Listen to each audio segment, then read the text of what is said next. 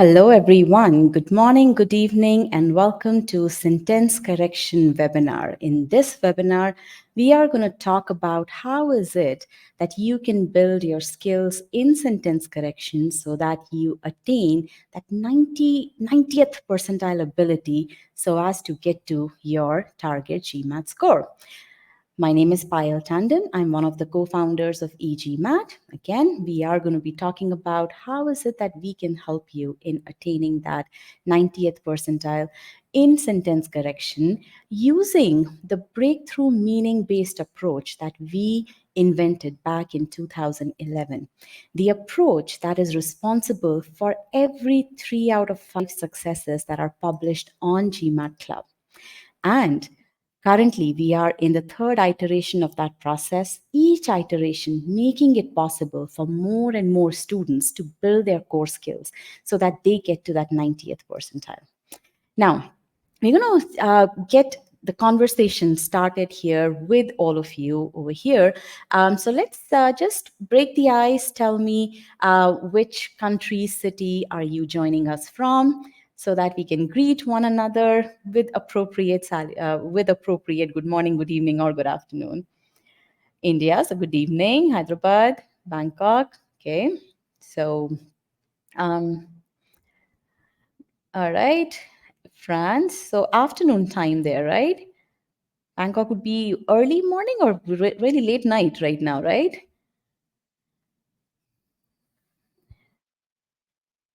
Morocco, what's the time there? Afternoon, right? Okay, yeah. So good, 4 p.m. Yes.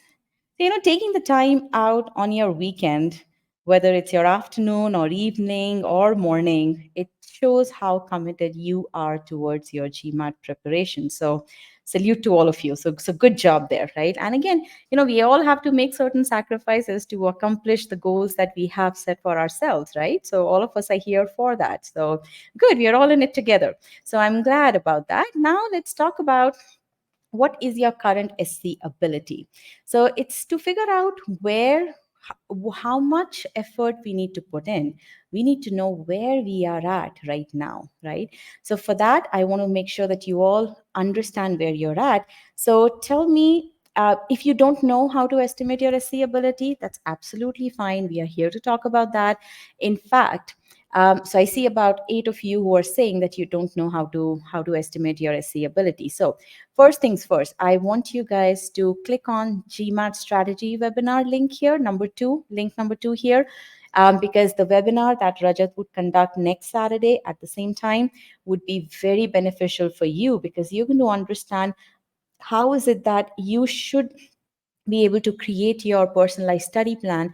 And for any plan, it's very important to know what your current status is, right? So definitely click on this link over here, number 2, GMAT strategy webinar, so that you can register for that. Okay, now so let's talk a little bit about how is it that you estimate your ability, not only in SC, but in CR, RC, as well as in quant, algebra, and arithmetic. So for that, you need to take a mock, which gives you which utilizes the right kind of methodology, and which essentially gives you that right level of questions according to your ability, right? Which is what you see in a typical Sigma X mock, which is e-GMAT mock. You have block level adaptability the way it is there in the actual GMAT.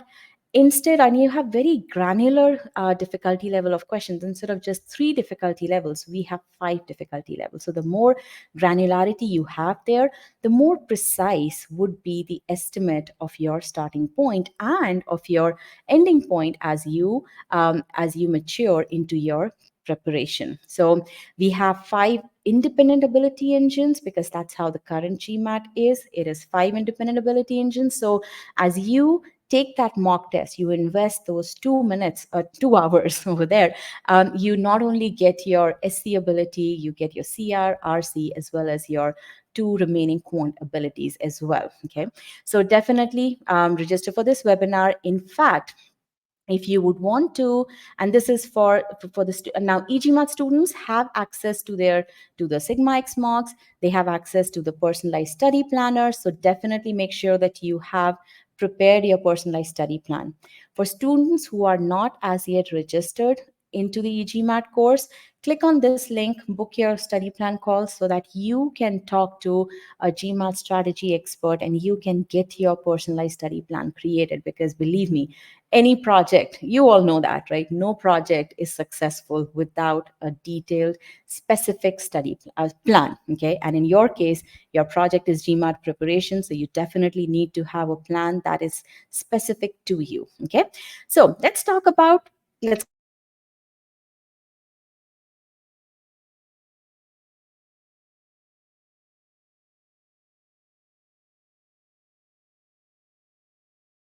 here.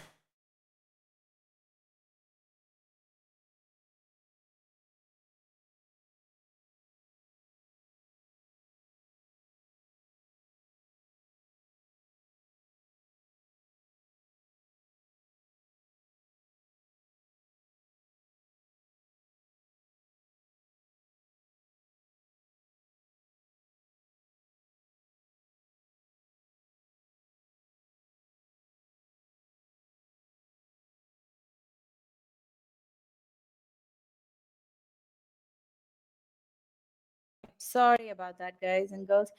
When did you lose me? Because there was a little bit of an internet glitch at my end here. So at what point did my voice started to break? Just 1 minute. What was I saying at that time? It's a test for you all whether you were paying attention to what I was saying or not, right? Need a study plan for yourself. Okay, mock test. All right. So did I tell you specific to yourself? Okay, sounds good. All right. To book a study call. Okay. How many of you booked a study call? All right. Now, let's talk about the most important skill. Good job, Puhu.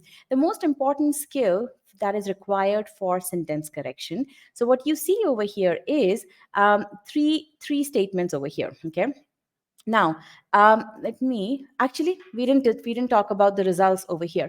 So you see current SC ability. I see quite a few people are above 75th percentile. Okay, which again 10% of those who have poll over here.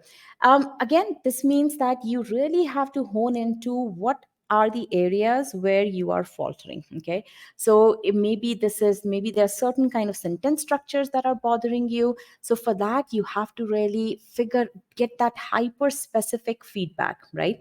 Which is what the Scholarium platform on e-GMAT is going to enable for you. Okay, so that's for the folks who are above 75th percentile. For folks who are in the 51st to 75th percentile, for you guys, again, you do have more gaps as compared to the students who are already above 75th percentile. But what you also need to go through is maybe certain modules, complete modules. Maybe modifiers is a big issue for you in general, or maybe parallelism is a big issue for you, or maybe it's just verbs that is as a topic that's a big issue for you. So you need to first go through cementing those gaps, and then you need to utilize the Scholarium platform to get to the further fine tuning of your ability. Okay, so that's for the folks who are right now in 51st to 75th percentile. Again, whatever recommendations I'm giving right now, they all rest on the fact that you have precise ability measurement right now. Okay, now, folks who are below 50th percentile, whether you're below 30th percentile or between 31st and 50th percentile, which is one of the larger segments here, you guys have to go through the entire course. Not only that, you have to understand, all of you have to understand what are those core skills that are required, which is what we are going to now talk about in the next section over here. What do you think is the most important skill to ace sentence correction? Most important, I understand, grammar rules are important. We understand sentence structure is important. But what do you think is that one most important skill? It is indeed understand the intended meaning. Okay, and believe me, I've been in this business for the last 12 years. For the longest time, people used to think it's the grammar rules. But now I'm so happy that people have started to understand that it's truly the intended meaning, which is the big issue, which is what you always have to focus on. Whether it's SC question, I know we are talking about SC, or whether it's CR or whether it's RC, it's really comprehension. What is it that the author wants to communicate, right? Now, it's good that all of you have that solid realization that understanding intended meaning is the most important thing. Now, what through this session, what we are going to figure out is, do you truly understand what does it mean to understand intended meaning? I know there are two times that I've used the word understand. I'm going to repeat it. Do you understand what does it mean to truly understand the intended meaning? Okay, that is what we are going to be talking about in this session. So as we go through the questions in this session, you will truly get that idea of what does it mean to understand intended meaning. Okay, so Ishika, if you are scoring around 30 to 40% in SC hard cementing quizzes, then I would really want you to focus on this session to understand which aspect are you not able to hold on to. Okay. Is it that you are rushing through certain sentences?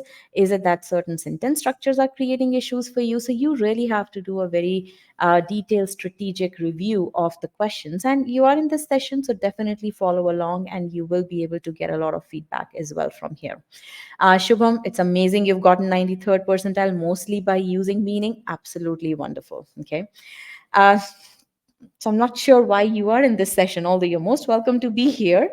But I would want to make sure that you utilize your time appropriately for your GMAT prep.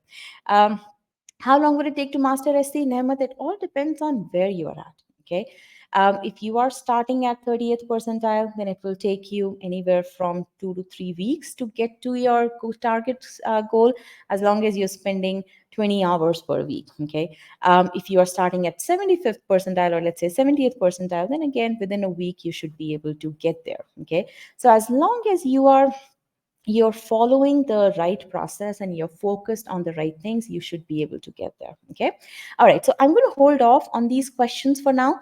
Let's continue with our conversation, and then I will talk further about this. Okay. All right, so let's continue about now people who are so just one little thing that I forgot to mention, some housekeeping tips. People who are giving me specific instances about where they are stuck, and what kind of inputs they would need from me in this session, or maybe I can take that with me and then we can correspond later on via email. Please put those comments in the Q&A pod over here so that your comments and don't get lost in this chat. Okay, let's keep this chat for the questions that I asked from you, right? So that we can again, I want to make sure that your questions and your statements don't get lost. Okay, so please put those specific things in the Q&A pod. While you guys are solving questions, I can be responding to these things over here, right? So okay. um uh, Krunal, so I want to take that question. I'm on Master Comprehension, was watching Understand Meaning video here. Will we be discussing the same concept here? It's the same concept, but it's different content. Idea is the same. Whatever ideas I'm telling you here, they are those ideas which are woven through the entire course, in the entire SC course, right? It's just that in this webinar, we are all together and I'll be able to answer your questions. The content that I'm using as examples is different from what you see in the course. Okay, so it's all about reinforcing the right habits and the right methodology to approach SC. So definitely stick around over here. Okay. You will be getting recording of this session also. Okay, so let's come back to this. Sorry for that little digress. Now my question is, what percentage of SC question solving time, and I'm reading it verbatim, do you spend on reading original sentence before looking at the choices? And so I want you to understand this very clearly here. Your SC question has two main parts. One is the original prompt, and second part are the five answer choices. Now, obviously, choice A, all of us know, is it basically repeated from the underlined portion of the original prompt. What I want you to answer over here is, before you even look at, let's say if you're spending 90 seconds, then how much time are you taking, or what percentage of that 90 seconds are you taking, of those 90 seconds are you taking to just read the original prompt? Nothing else. You're not peeking through the answer choices. You're not trying to get hints from the answer choices. That is what my question is. Okay. So I'm going to broadcast these results here. So anybody who's spending less than 50% of time in reading the original prompt before looking at the answer choices, you all have to do shift in your process. That's my first feedback point for you in this webinar. I want you to write that down very clearly, okay, in your notes. You need to spend more than 50% of your time on the original prompt without looking at any of the answer choices. How many of you are surprised at that? It's not a statistic, at that metric. How many of you are surprised?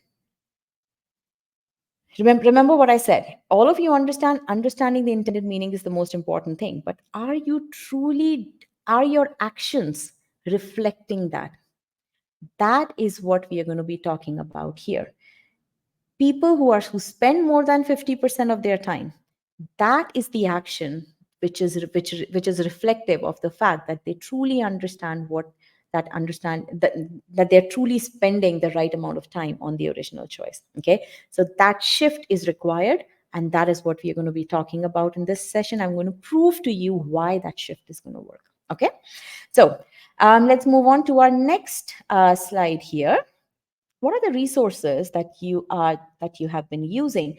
How long have you been preparing for? What resources have you used for SC till now?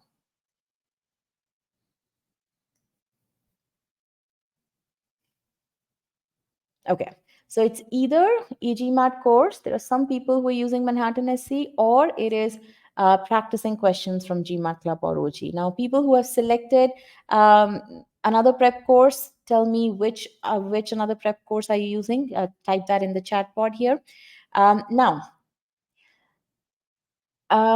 people who are practicing on GMAT Club and doing official guide, I want to make sure that you understand the core skill focused approach. Okay, that's very important. Okay, so I want to make sure that you understand what does it mean to prepare utilizing the core skill focused approach. Okay, so and I'll explain to you what that means. In fact, as you go through this session, you will understand that, so that you can then figure out, are you utilizing the appropriate resource that focuses on the right stuff. Okay, now e-GMAT students, what are you going to hear? What are you going to learn in this session? In fact, let me get an idea of how many people are e-GMAT students here, so that we can get the sense of the group here. There are about 165 participants here. All right, let's get this number to at least 100. I only have 60. Okay, yeah, the number is increasing. Um, Good. So it's a 60. Usually it's almost a 50-50 split. But in this session, I see, or people who are responding here, so I see about 60-40 split here. Okay. Now, what will the e-GMAT students gain? And I'm going to ask more questions from the e-GMAT students. What are the winning behaviors that are required to achieve 90th percentile? Okay. Again, nothing in this session is there that you don't already, that you're not aware of because you've been going through the course. But think of this session to be that reinforcement of good habits, right? For example, we all understand we need to work out. I mean, so I'm speaking for myself. I know that I need to work out. I know that I need to eat healthy. What does eating healthy mean? For me, I have my whole thing, but till the time but I still need that reinforcement from my trainer, so I will be that trainer for the e-GMAT students here, so that you guys know, okay, that this is what you have to be sure of as you're going through the content, so that you're going through the content in the most appropriate manner, because your time is precious and we want to make sure that you are making the most of your time that you're spending on the e-GMAT platform. Okay, now, for folks who are not e-GMAT students, again, what you're going to learn is what is that core skill focused approach. Okay, and as you learn that, you will be able to see, okay, how is it that you can incorporate that core skill focused approach in your preparation. Okay, so regardless of whether you are an e-GMAT student or not an e-GMAT student, you are going to, and at the end of the next 2 hours, you are going to learn a lot about SC and how is it that you can prepare for SC. Okay. All right. So now this is the next question is for e-GMAT students only. Tell me where you are at in your preparation. So select the appropriate number here, appropriate choice here, sorry.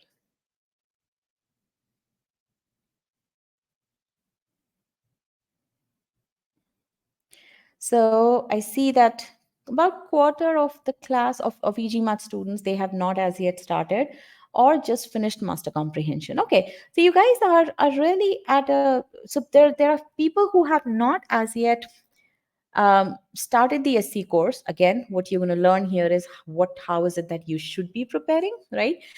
People who are doing the SC course, that is people who are doing verb tenses, modifiers, parallelism, comparison, you will understand that whether you're going through the course in the right manner or not. People who are in the cementing stages, and and all of us have seen these messages here, really struggling to pass the SC cementing stage. So again, you guys will get that feedback as to how is it that you can pass that cementing stage, right? And it's very important to pass that cementing stage, because only then you're able to you have cemented that, right? So we'll talk about that. Good. All right. So we are all at a very good place here. Now, what does it take to achieve that 90th percentile in SC? You need to do two things. Okay. Answer questions with high accuracy, right? And you need to be able to answer questions quickly. Both of those are important: high accuracy and answering questions quickly. Okay. Now, again, all of this I've already talked about. In this session, what we're going to do is we're going to be solving 4 questions together. Now, each of these questions has been selected with a specific intent. Okay.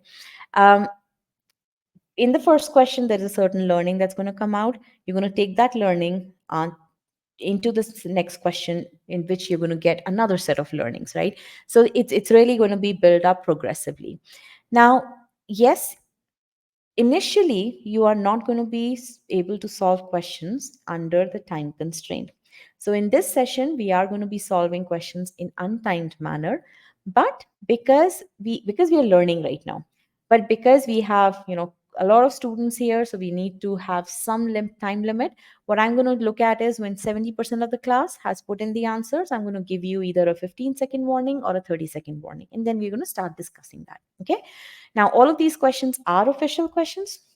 Um, so again, if you've already viewed, if you've already experienced this question in the past, then again, try to remove your biases and listen into the conversation, tune into the conversation, because there is definitely certain stuff which is going to come out, those learnings that are going to come out. So it's not really that the question itself is not really that critical, but the learnings that come out of those questions, those are very, very critical. Okay.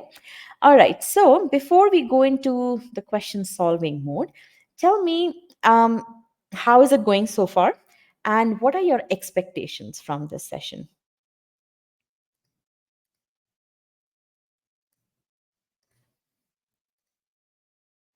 And as you guys type, I'm going to share the poll with you, prepare the poll.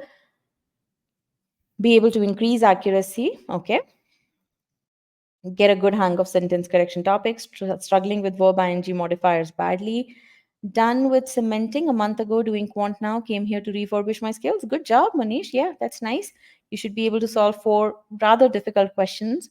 To increase my method and check my level. Good. Get a strong base to start SC, not able to pass cementing test. Okay. Learn the founding concepts, a way to learn how to focus only on what the author says. Absolutely, that is very critical. Okay. um, I finished SC cementing last week. I want to stay in touch with SC. Okay, good. Very nice. So, yes. Now, for those of you who are stuck at cementing, I will definitely give you some more tips towards the end of the session. Okay. So, we will talk about that further. All right. Now, here is what I want you to do. I'm going to open this poll. I want all of you to click on still solving, because that tells me that you are actively engaged in this question.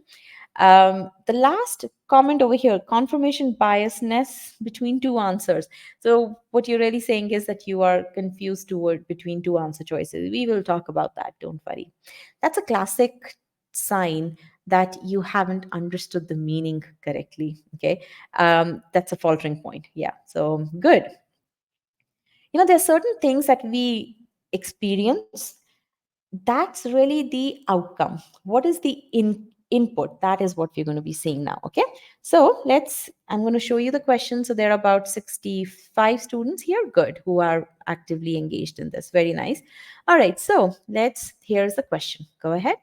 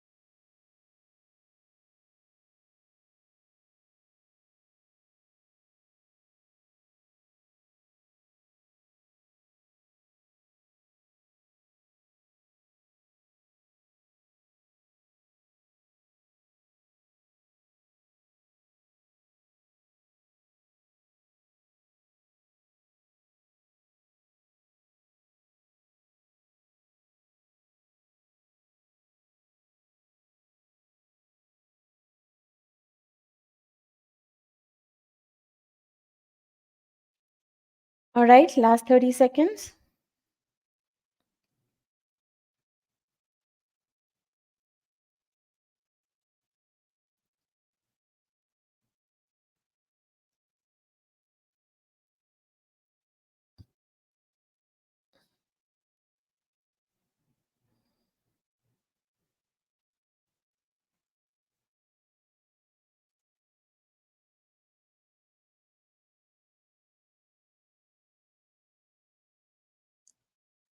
All right. I'm going to end the poll now.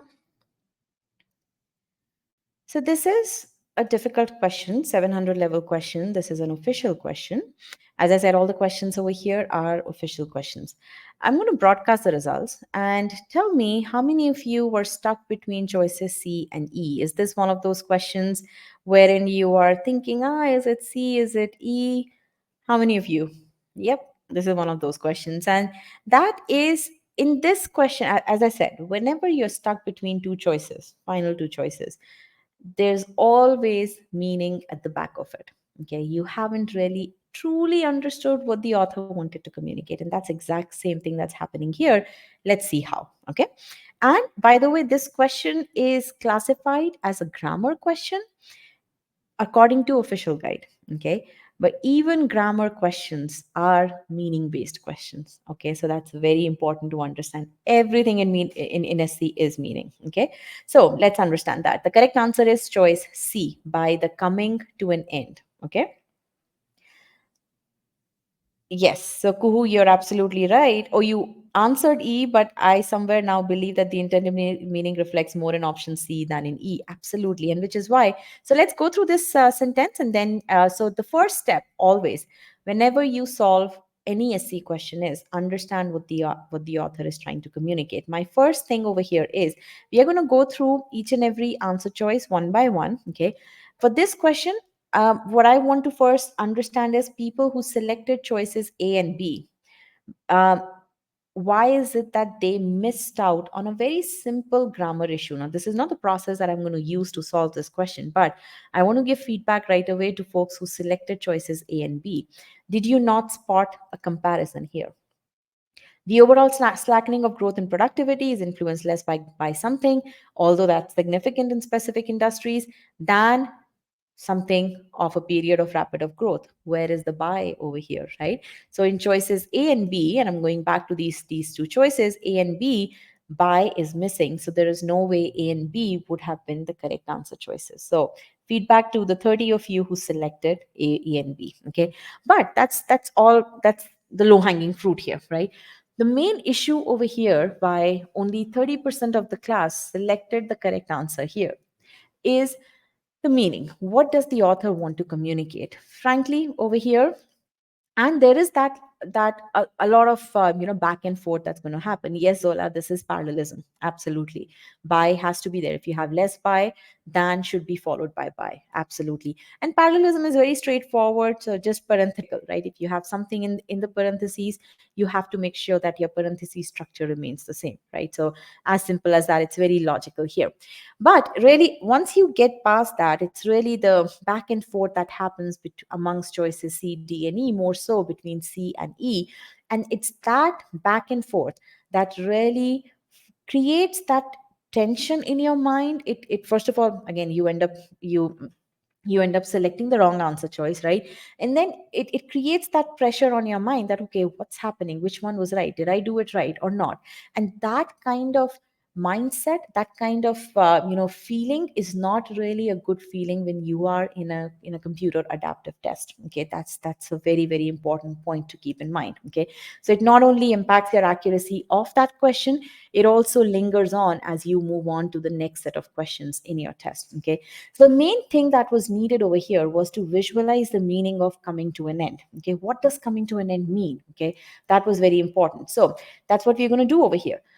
And let me just get rid of these markings here. So really what's happening is that, let's assume, so the author is talking about this growth rate, right? That overall slackening of growth and productivity, right? So overall reduction in growth of productivity is influenced less by something than by something else. Now, what is that something else? So to understand that, what we're going to do is, let's assume that rapid growth rate is any growth rate that's over 5%, right? So as you see in this graph, so this graph is actually showing you growth rate as it's decrease as it's progressing through time. Now, as soon as the person gets to this point, and I would say this point B is actually somewhere over here. Let me just mark that somewhere over here. It starts to reduce, right? So your growth rate has started to come down, right? And when it gets to point C, that is when the growth rate has actually really gone down, but coming to an end of the period of rapid growth rate. So even from at point B, it has started to come down, and that is what the period that the author is trying to communicate is this entire period where the growth rate has started to come down, right? It's at point C when it's completely down, it is no longer rapid growth rate, right? So that the coming to an end is this entire period and not just the point C. Okay, and that is what the author wanted to communicate. But when you selected answer choice E, by the end of the period, not the progression, not the fact that it was started, not the starting point of the end. That is the wrong meaning over here. So choice E, although grammatically it is fine, by the end of the period of by the end of the period of rapid growth rate, but it is not what the author wanted to communicate. The author said that that period started a lot earlier and not at point C. Okay, so that is the difference between choices C and E. And if you truly understood what the author wanted to communicate, you would not have been confused between C and E, even though C looks a little weird. It's not a very commonly used expression, and that is something which the test makers utilize to their advantage. Okay, so they basically, what they see over here is that yes, students will go for more simplified form, and they, because they are anyway thinking about grammar, so they are not going to focus on the meaning a whole lot, and they'll select the stuff which looks more elegant. But again, appearances are deceptive. You have to understand what needed to be communicated. Okay, let me see over here some comments here. I thought the comparison is between industries and mining versus agricultural productivity. No, that's not the comparison. Again, if that's the case, then You haven't understood what was the initial part of the comparison. What the author is saying is the slackening, the reduction in growth of productivity is influenced less by certain thing, less by A than by something else.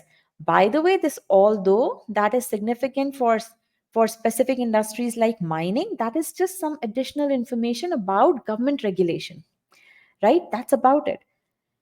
But the author main issue over here is that what factor A versus factor B. Factor A has less impact, factor B has higher impact. That is what the author is saying. Okay, so that's another feedback for you, that you have to make sure that you understand the high level structure of the sentence. Okay, now let's talk about certain other. So, Ishika, is that clear?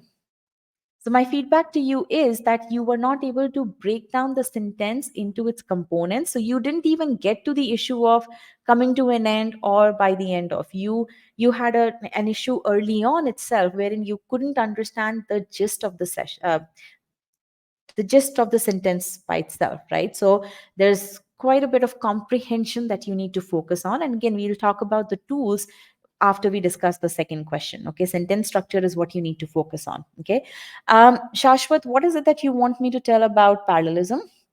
How do we surely figure out that the author intended?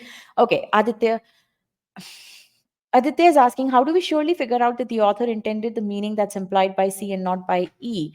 Well, you look at what the author is saying. Than the coming to an end. The author is not saying than the end of, right? So that's simple.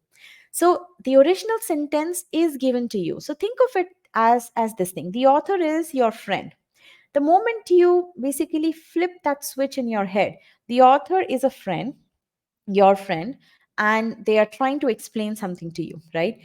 They may not have the best language, right? That they may make mistakes, so you have to give them that benefit of doubt. But whatever they are saying, there is merit to what they are saying, right? So it's your job to understand what is it that they are trying to communicate, and then utilizing your language acumen, you have to communicate that in the right manner. Does that help? Because that role playing exercise is very, very important. Does that help, Aditya and others? Good. All right. Now let me go through certain other comments over here. Can you explain D also by ending off? Well, ending off is wrong. Why? Because what this is saying is that somebody actually did an action of ending, right? So that absolutely has no, the author is not saying that somebody ended something, that's why, and that's a factor, so that's not the right meaning at all. Okay, ending can be compared with government regulation, conventional noun form. Ankur, again, you're going too much by, um okay, you are trying to fit an answer choice and then rationalize that with grammar rule. Is That's what you're doing, and this is important because, and thank you for expressing what you're doing, because then in our intuitively, sometimes that's what we end up doing. We look at the answer choice that looks right, and then we try to rationalize that answer choice to be the correct one. That's not the right thing to do. Always go by what is the meaning, and then from there, see, by coming to an end of a period versus than by ending a period, is there an agent there? Is there somebody who's doing the action of actually ending the period, or is that period of rapid growth in agricultural productivity ending on its own, taking its due course in time? Right, I mean, that's what you have to ask yourself. Again, go by meaning. Don't try to fit grammar rules. Grammar exists for you to communicate. Grammar is a communication tool. Don't justify something utilizing a grammar rule. There's a difference there. Understood? Okay, good. And again, I'm really happy that you all are sharing your thought process here. Very nice. And that's the benefit of meeting together as a group, and then sharing those things. Because again, yes, we are talking about one question only, but your thought process is what we are trying to address here, because you'll be able to take these learnings to the other questions that you solve on your own. Okay, now Indraneel is saying, since we have slackening at the start, the overall tense should be present continuous. So to keep things parallel, E can be eliminated. Is this the right thought process? Absolutely not. Slackening of growth Slackening, first of all, is not a verb. Okay, slackening of growth is not a verb here. It's a noun form. Okay, so Indranil, I would definitely recommend that you go through the roles of verb ing words concept file in our course. Okay, definitely go through that. Okay, so that's my feedback to you. Okay, and then once you do that, you'll understand that slackening is not a verb over here. Okay, um, Ryan said, I thought C is wordy compared to E. Yes, as I said, C looks to be wordy. It looks as if, there's so many words over there, but it communicates the right meaning. C and E communicate completely different meanings. Okay. So you have to again go by the meaning. So coming to an end means that the reduction started.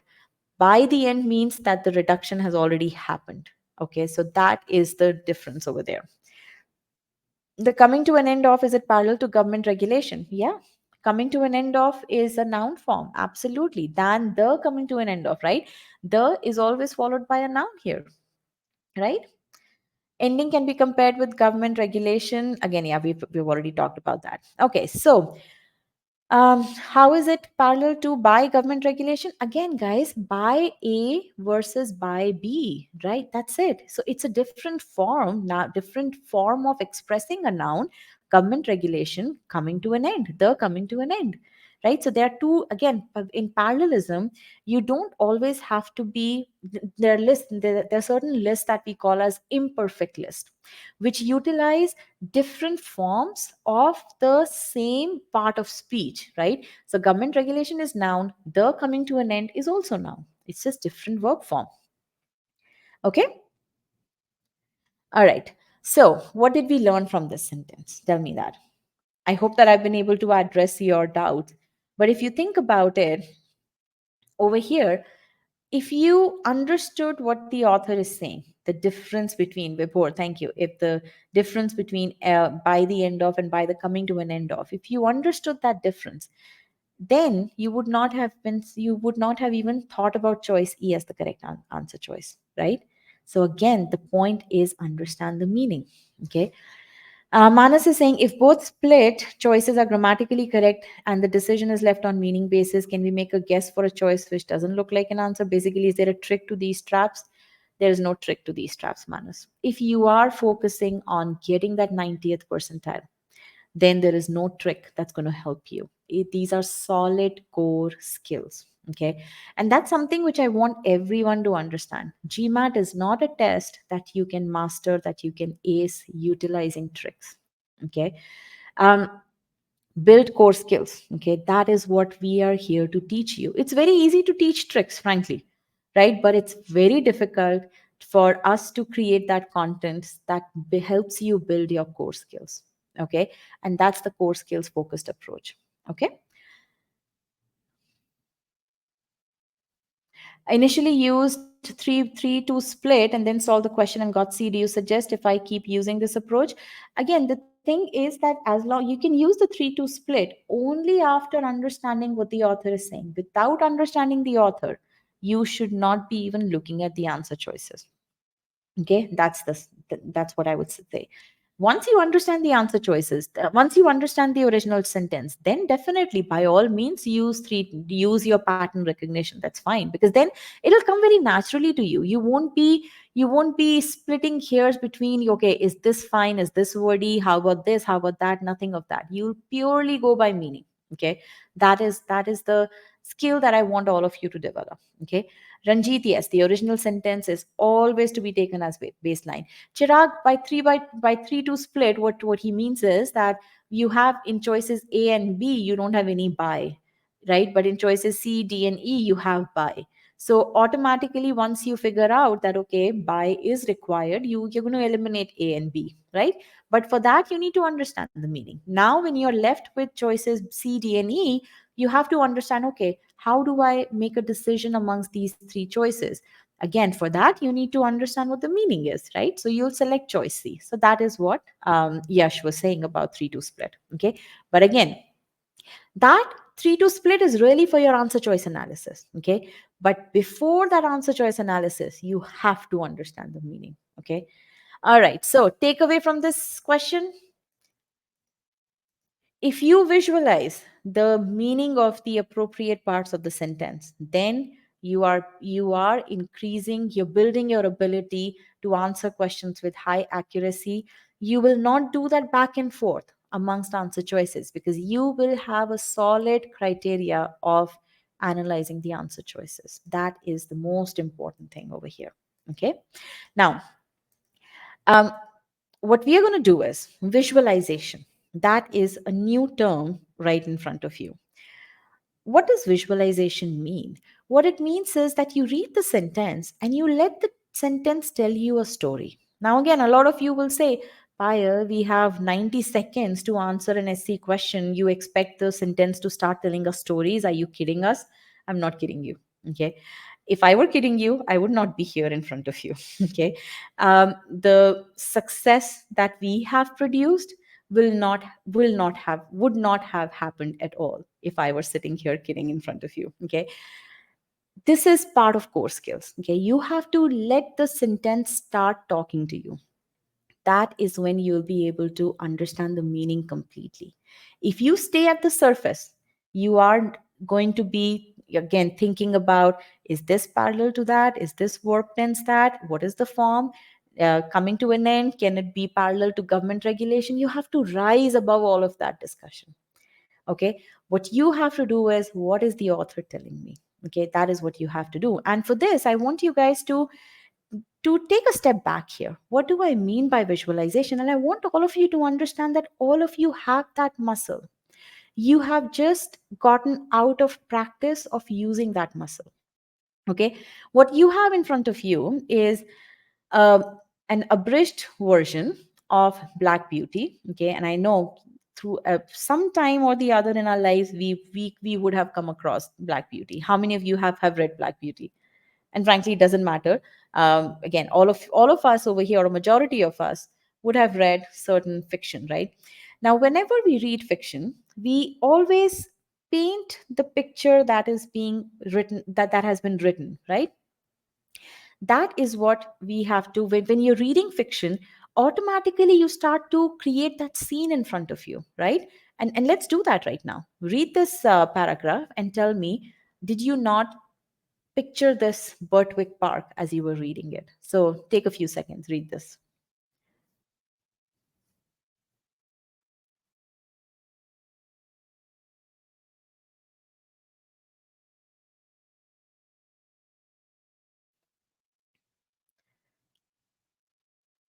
When you've read it, just say yes.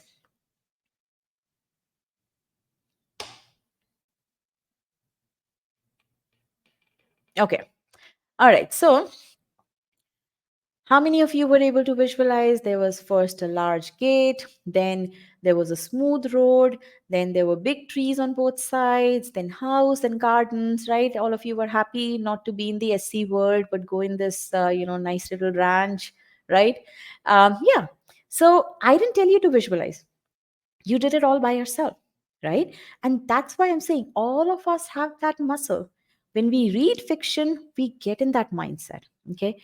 Now think about it. If we have that muscle, why can we not utilize that same muscle on this rather dry sentence? I understand it's a very dry sentence, slackening of growth productivity, government regulation. Who cares about all that? No, a lot of people do care about it, and we should, right? But all you have to do is just change your focus. When you're reading nonfiction, start visualizing that.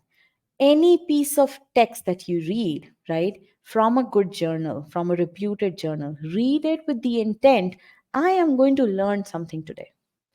And whenever you read it with that intent, you always end up visualizing it. You have to give it your 100%. And sometimes I say you give it your 200%. Okay. Somebody said that, what if English is not your first language? English is not my first language, right? Doesn't matter. Think about what you are signing up for. What are you doing all of this for? You're doing it to get an MBA. In MBA, as you go through that course, your primary mode of communication medium of communication is going to be English language, right? You'll have to talk to people, you'll have to read case studies, long case studies, right? right? So that is the skill which would be required, and which is why I say we are truly focused on helping you build those core skills that are going to be helpful, not just to get you that to that 90th percentile in GMAT, but to help you go through those case studies, to help you do those presentations, and so on and so forth. And then later on, wherever your MBA degree takes you, right? So it's the comprehension muscle that you truly have to build. And that starts when you do SC, that continues when you do CR, that continues when you do RC. And thank you, Krunal, for mentioning that. Absolutely, it's going to help you there. And that is the core skill approach, which is why you're not going to see any shortcuts. We at e-GMAT don't use the word tricks, don't use the word shortcuts. That's a complete no no, which is why even when we hire from the industry, we have to do a lot of retraining over there. Why? Because people come with that mindset that there are going to be tricks, there are going to be shortcuts. Absolutely no. Okay. Does this make sense? Visualization. Because it's really something that you have to change in your approach towards SC. Stop thinking about grammar rules. Yes, you need to know grammar, but you have to forget about grammar rules when you're solving SC questions. When I say forget about grammar rules, what I mean is first understand the meaning, then you think about grammar. Okay? Now, it takes an effort to build that visualization muscle, which is why, and again, I would want the GMAT students to come and tell me how many of you have seen these kinds of visually appealing figures in the course. Start right from your concept files, right? I mean, arranging exotic flowers. We don't really need, I mean, these flowers, this image of Mary and a beautiful bouquet, they are not there to make the slide pretty. Yes, that's the side benefit, but they are here to make sure that as you are reading exotic flowers, you're not just reading letters or words. These words mean something to you more than what's there on the screen, right? And it's not just for the simple sentences. Look at this, Keith sitting on a bookshelf, right? It's not there for a humor intent. It's there to tell you when you read something, think about what does it mean, visualize that. So we help you. This is what I mean. Again, non-e-GMAT students, I want you to understand the core skills focused approach is inbuilt, is that's the thread of each and everything that we do at e-GMAT. Okay. We know how important visualization is, right? That's the core skill that you have to build, and which is why each and every content item has appropriate level of visualization so that we make it a second nature for you. That's very very important. Okay, again, words need to come to life. That's the most critical thing. Okay, so again, what is it that you need to do to get to that 90th percentile? Answer questions with high accuracy and answer questions quickly. Okay, so we have done visualization of meaning. We know that it increases our confidence, increases our accuracy, it reduces the back and forth, which means that it basically reduces the time to answer questions. And again, as I said, our success speaks for itself. Any debrief that you read, any video interview that you see, you are going to see things like what you see on the screen here. If you don't have your meaning correct, then it's like hammering your head against the wall. That's when you start taking support of these grammar rules, and you try to justify the answer that you're thinking about utilizing, those hundreds of grammar rules. Okay, that might work for a weak structure, such as on a 600 level question where you instinctively know the answer. But that's not going to work on a 700 level question. Okay. So do not fall into those traps. Okay. All right. So now, and again, what I've been talking about is really just one of the core pillars. Everything, I mean, the methods is one thing, analytics is another thing, feedback that we give you, that's another thing, right? So again, so I'm going to skip through this part. You guys can read the stories yourself. Um, Let me now move on to our second question. I know we spent about uh, 30 minutes or discussing I think 30 minutes discussing this one for question number one. But I hope that was a fruitful discussion. So let's get started. Let's get ready for question number two. Now, in this question, things are going to get a little bit more messy. if you let them get messy. Okay. I want all of you to first click on still solving here. Let's get this number to about 60, 70, 70 if we are lucky. I have about 160 students here. So, oh, we got to 70. Good. Let's see if we can get to 100.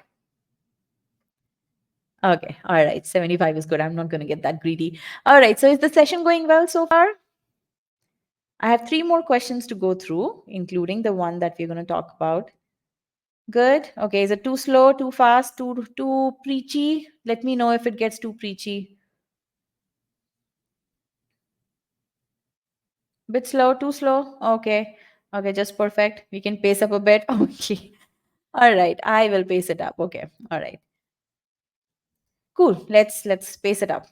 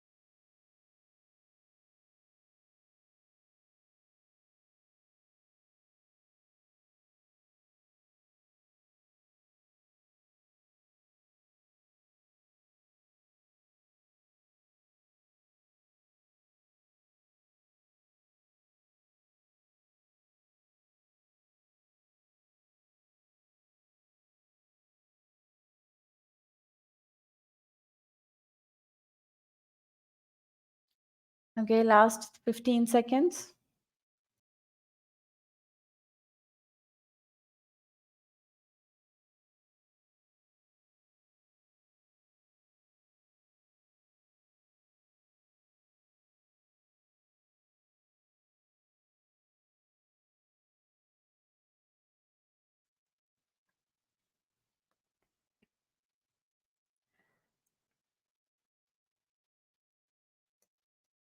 All right, I'm going to end the poll now.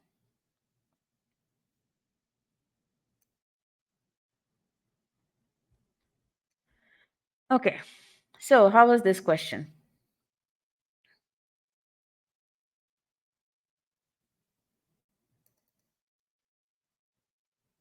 Difficult? What choices were you confused between? Between which choices were you confused? C or D? Yeah, C or C, B, C, D, B and D. Easier than last one, chose D. Okay, D and C, C and D. Yeah. So let me tell you what the correct answer choice is. Choice B is the correct answer. Okay. Use the approach learned from the previous question. What did you select, Yash? B? Good. Very nice. Very nice. Okay, I was a bit confused between B and C. All right, so we'll talk about this. Tell me, what is the what's happening in this sentence? Now, this is a pretty long sentence, and it's underlined. It's 30%, almost 50, almost I would say 55, 60% underlined. Right. The answer is not E. The answer is B. Okay. Level of this question is 700. This is a 700 plus level question. Good. I'm glad to hear that e-GMAT made it easy for you. Now, whenever you see any long sentence, or for that matter, any sentence, what you have to do is you have to break it down into its um, individual parts. Okay. Now, a number of you have already gone through the master comprehension course. Again, I'm talking about the e-GMAT students. And in master comprehension course, we teach you how are long sentences formed and how do you break down these long sentences.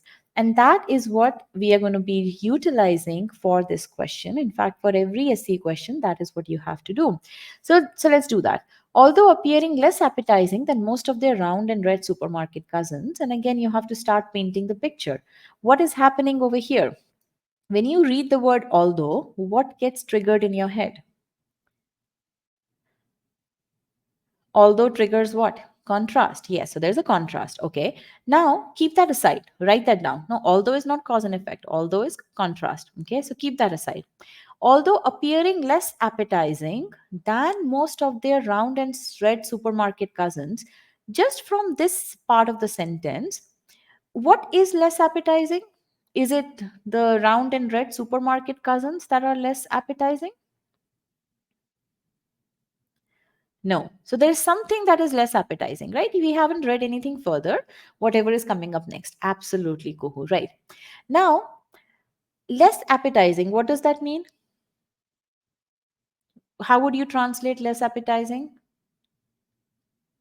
Again, this is how I will be reading this sentence if I were reading it for the first time. No, less appetizing, what does it mean? Less tasty. Yes, it's not I don't want to eat it kind of thing, right? So it's not, it doesn't look it doesn't look yummy, right? Not as delicious. Absolutely less appealing. Whatever makes sense to you, translate that in your head. Less tasty, not yummy, less yummy, whatever. Okay. Okay, so although appearing less appetizing than most of their round and red supermarket cousins, now these round and red supermarket cousins, who are these? Are these actual people? No, right? These are, we're talking, right? Yeah, okay. All right, so good. So we know that these round and red supermarket cousins, are these more appetizing? Do they look more yummy? Absolutely. They look more yummy. Yes? Okay. You can infer that. Now let's read further. Heirloom tomatoes. We are talking about heirloom tomatoes. Heirloom tomatoes. Now in your head, you have to say heirloom tomatoes don't look that yummy. Okay. That's it. Got it? So far, so good? Now we read further. Grown from seed saved during the previous year. What is grown from seed saved during the previous year? Are these a round and red supermarket cousins or heirloom tomatoes? These are heirloom tomatoes, right? No problems here, right? Okay. Now, they are often green and striped or have plenty of bumps and bruises. What are often green and striped or have plenty of bumps and bruises? Heirloom tomatoes, right? Now, what is this part? Why has the author mentioned this part here? What is this indicating? Green and striped, have plenty of bumps and bruises. What is that indicating?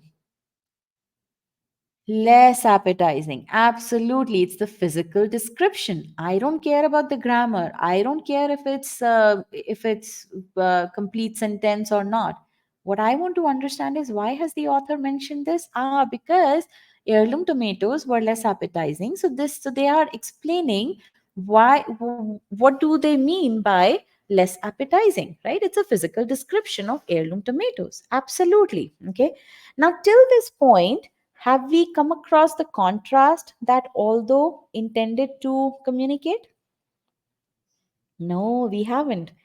There have been lots of comparisons here. When I say lots of comparisons, we know the comparison between heirloom tomatoes and the round and red supermarket cousins on the basis of their physical appearance, right? That comparison we know, but we still don't know what is the contrast that the author wanted to communicate, right? Which means whatever comes next should definitely have that contrast, right? Agreed, everybody? Okay, now let's see. Heirlooms are more flavorful and thus in increasing demand. What do you make of it now? What is this part telling you now? Do you have your contrast?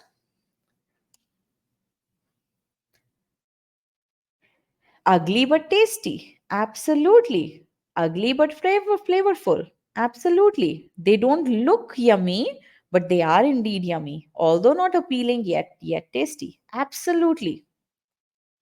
How difficult was it? How difficult was doing all of this? Did you start to visualize the tomatoes? Right? Okay. Let's keep the time aside. Okay, for now, let's keep the time aside. Okay, I'll address the timing bit. And again, so I'm not going to go into that lecture mode right now. Just focus on the question. We'll talk about the timing. Okay, just remember, if our students following this method were not able to do the test under the time constraints, they would not have been successful. I wouldn't be sitting in front of you preaching this method if this method did not work. Know that data point. 3 out of 5, every 3 out of 5 successes on GMAT Club are utilizing e-GMAT course. Okay, keep that in mind and then focus on this. So forget about time. This is not the amount of time that you're going to take when you are solving the questions in the exam environment. Right now, you're building your skill. While building your skill, you will take time. Okay. Now, where are the answer choices? I will show you the answer choices. So we've already gone through this. So basically, whenever you are reading the sentence, as you go through, as you build this muscle of sentence structure, what you're going to learn is you're going to start asking those probe questions as you are reading the various parts of the sentence. Okay. How many of you have gone through the master comprehension course and understood the probe questions methodology that we teach there?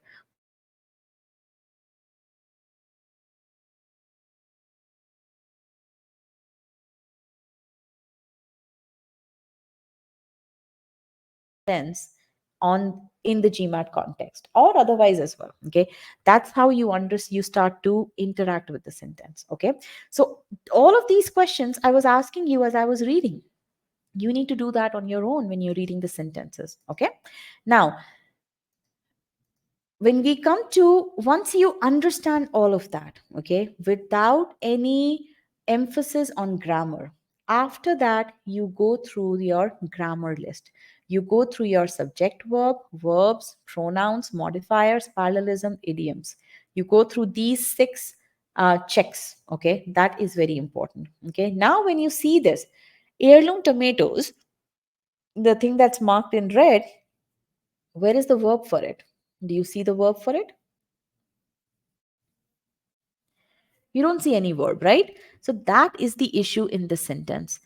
Other than that, there's no issue in this sentence. From modifier standpoint, you did not stumble anywhere. Everything was accounted for, right? It's just heirloom tomatoes does not have a verb. Now, with this understanding of what the meaning is, once you visualize the meaning, once you have identified all the deterministic errors, and this is very important, okay?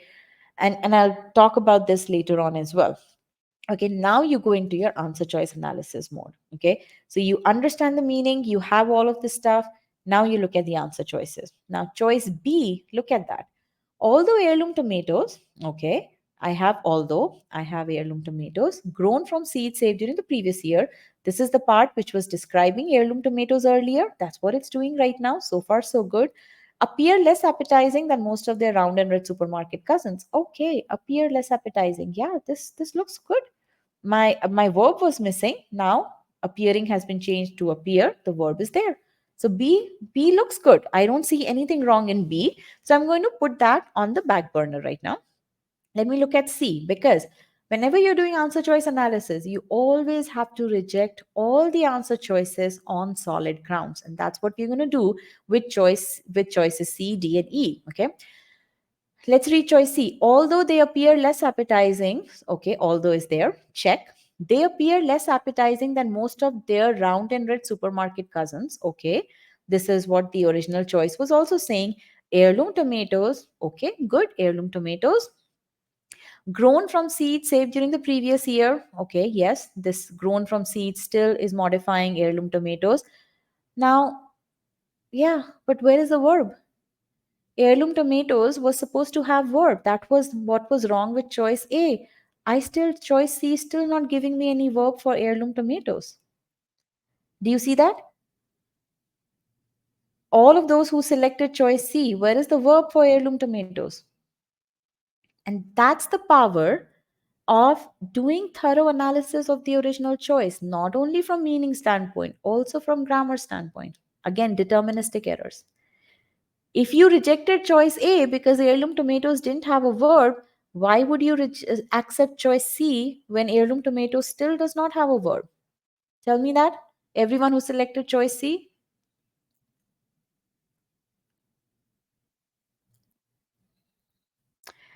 C would have been correct if there was no they. How? Although appear less appetizing than most of their red supermarket cousins. Appear. What is the role of appear then? Appear is the verb for they. By removing they from choice C, so this is what you're saying, right? By removing they from choice C over here, how would heirloom tomatoes now be the verb, now be the subject for appear? It can't be, right? Again, sentence structure. Okay, I still don't have any answer for choice C.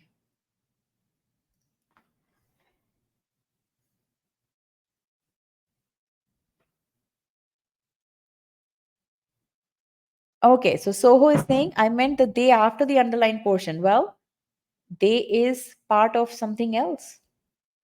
Heirloom tomatoes grown from seeds saved during the previous year, comma, are often green and striped or have plenty of bumps and bruises. You'll have to work on the punctuation there, Soho. Yes, punctuation would need to be worked upon. But the point is that's the non-underlined portion. You can't change that, right?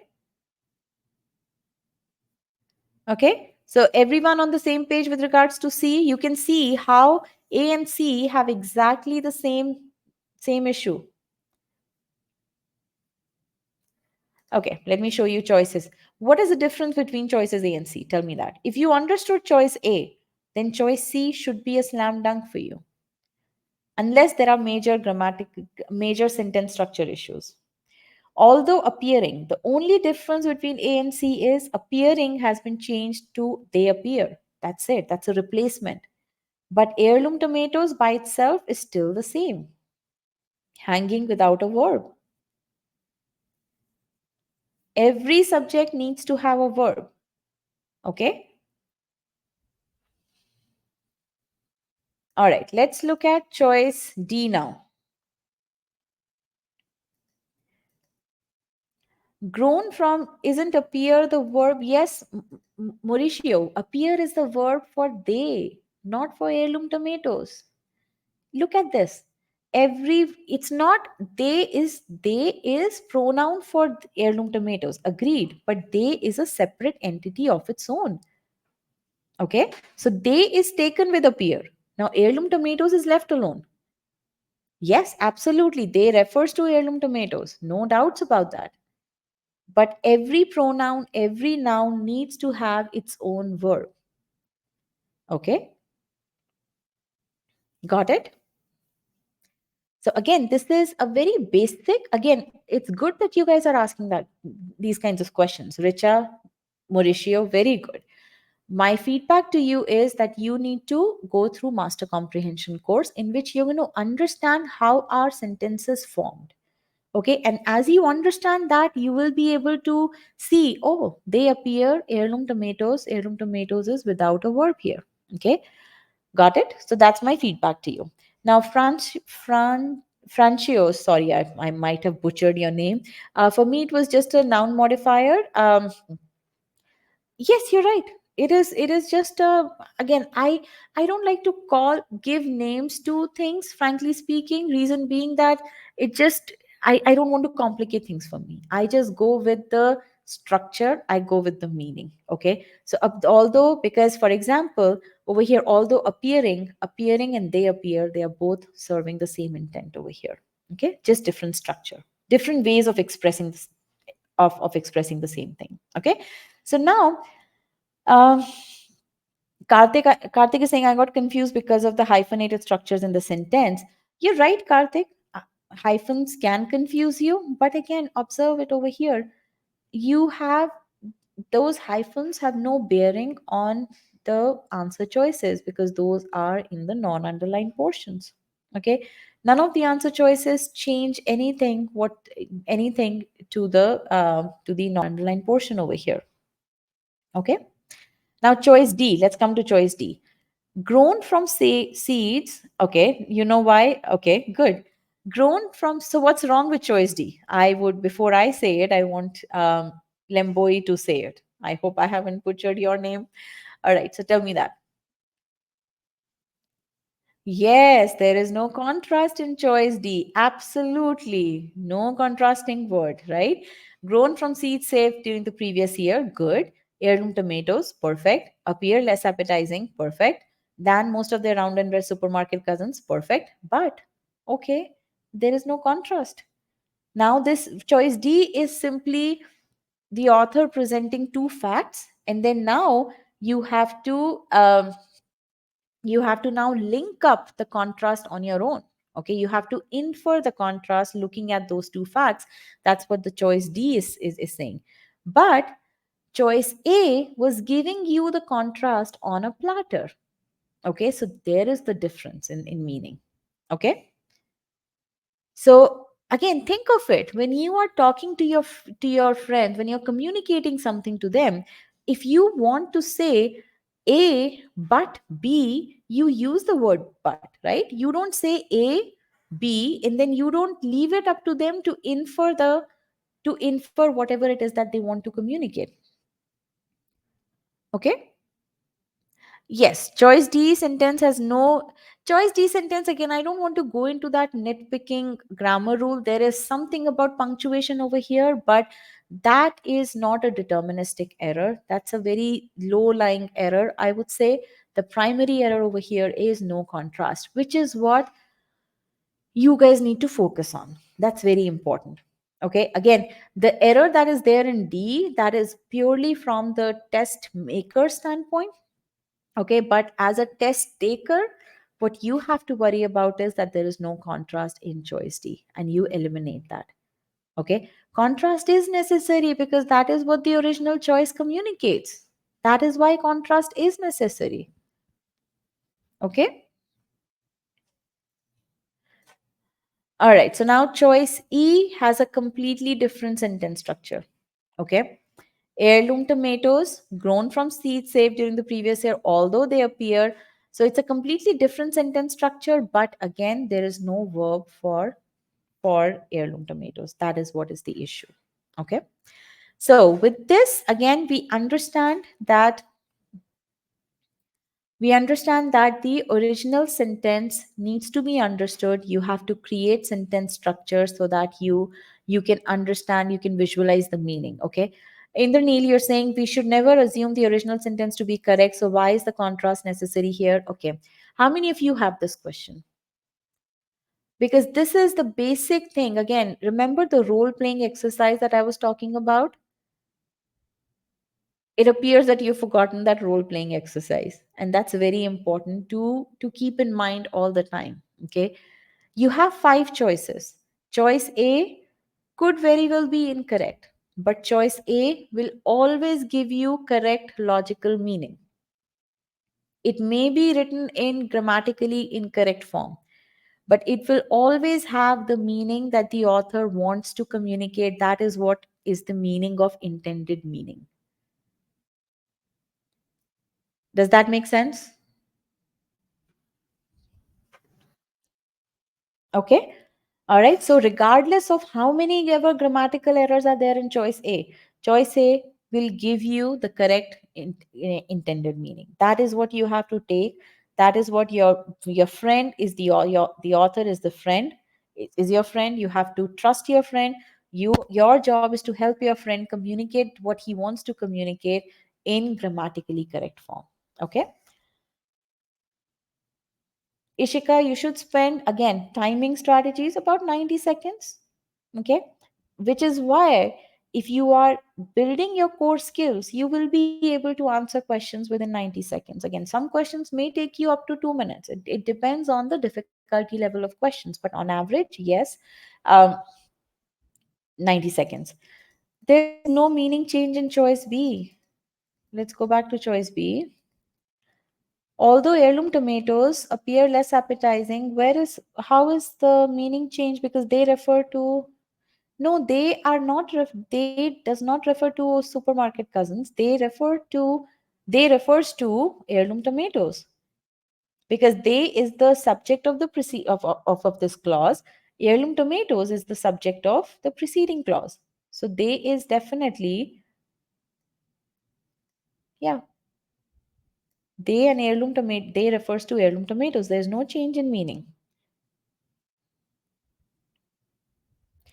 Chirag, is comparison same as contrast? Comparison is simply saying one is less appetizing than the other. Contrast is saying one is, even though it is not, it doesn't look good, it's very yummy.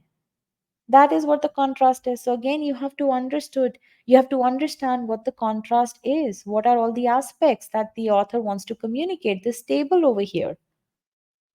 This table needs to be there in your head. Okay. Contrast word cannot be dropped by the test maker if the test taker uses a comma. No, no, absolutely not. Contrast word needs to be there. Okay. C is not the correct answer because C has the same issue. Guys, why are you asking same questions over and over again? Sorry.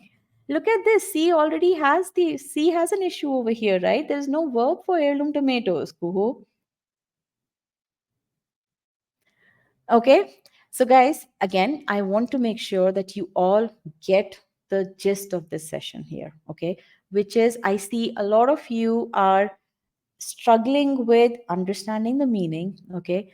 Which again, what I can see is you're struggling with the main sentence structure. Okay. You're thinking about all these grammar rules when you haven't really built your foundation skills. Okay, even if you are e-GMAT students who've already gone through master comprehension course, I want you to repeat that. If folks who are asking these questions have not are have already gone through the course, I want you to repeat that with that increased focus.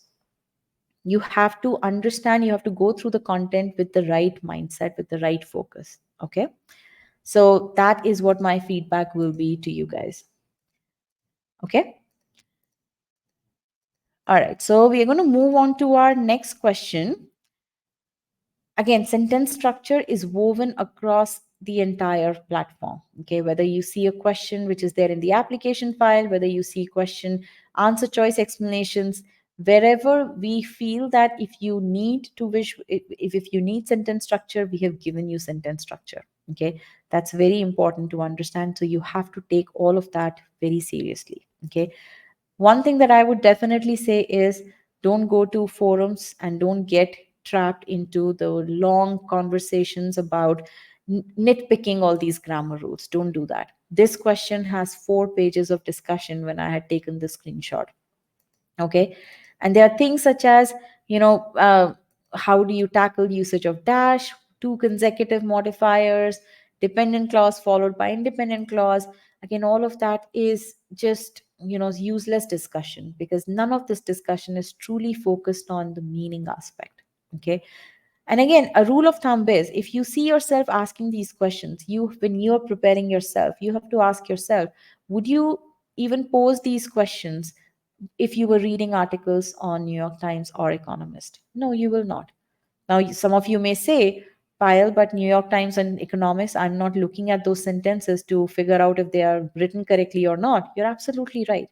That is the exact mindset I want you to have when you're looking at the original sentence. Don't try to find errors when you're understanding the meaning.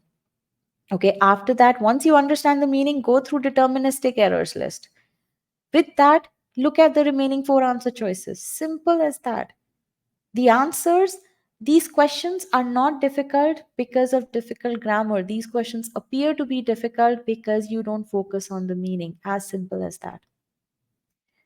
In this question, the only thing that was happening was that it's a simple subject verb error, nothing else. But there was so much of discussion, so much of confusion here because you guys don't, the people who are confused, you don't have your core skills right. Does that make sense?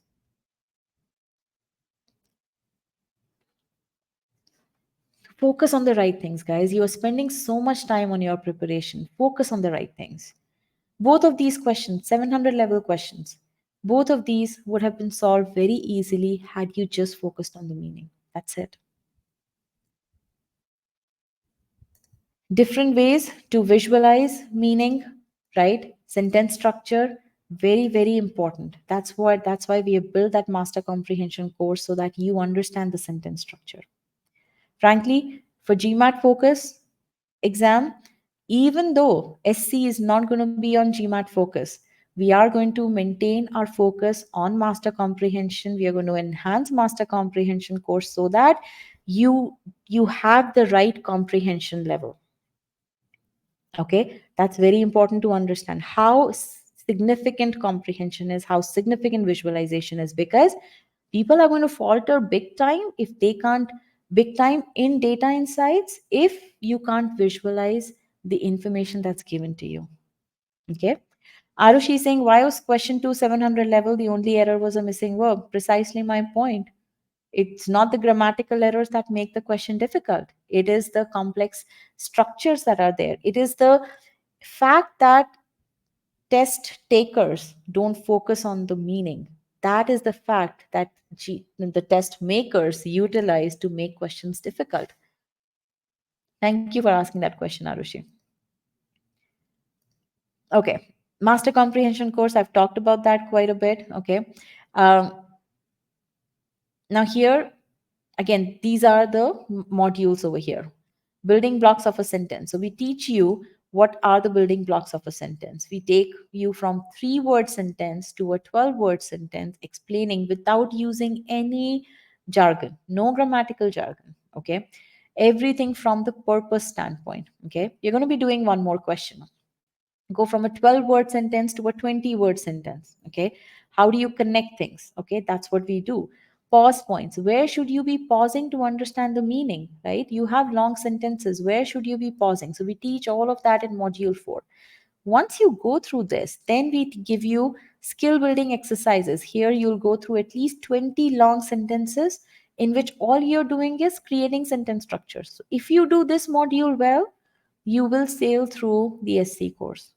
For e-GMAT students who are right now stuck, right, who are asking these questions right now, most likely you haven't done master comprehension course well. Okay. So another 15-20 minutes, Nayan. You asked how long the session will last. Okay. Master sentence structure. Again, you learn that from master comprehension course. And then you continue to apply that, continue to hone those skills in every application file, every practice file. Okay. 140 examples. Okay. 33 learning activities, right? You see the sentence structure everywhere. Okay. Not only that, when you come into Scholarium, that's where you see 446 questions, every question with sentence structure. With this much practice, if you have the right focus, there is no reason why you will not be able to do well in SC. Okay, so it's the right focus that you need. Hard cementing questions, if that's scaring you, Piyush, there is something not, you're not doing something right. Okay, you have to do strategic review in detail to figure out which type of questions are you facing issues with. Are e-GMAT mocks adaptive? Absolutely. e-GMAT mocks are adaptive. Okay, so again, how do you master sentence structure? You go through master comprehension course, you go through the course which has, go through the SC course that contains application and practice files, and then Scholarium. Okay, again, I've talked about core skills focused approach. What is that?